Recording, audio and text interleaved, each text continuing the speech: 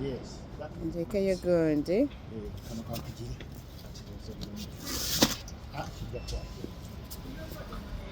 na M23 Museveni tukooye ebintu byolekera okufinansinga M23 tubakooye bannange muve mu nsi yaffe mpuuga wabba ssente z'abantu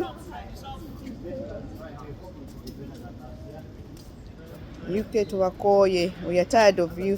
Stop financing Museveni. China, get out of Africa.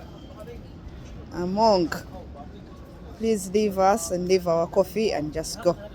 Resign. Free all political prisoners. Bannange ba prisoners bonna tubaagala wabweru. Bobby Young, Machete and all. Mwebale nnyo mwebalire ddala kutulwanirira mwebale kubeerayo bambi naye bannange Museveni, we want our people out.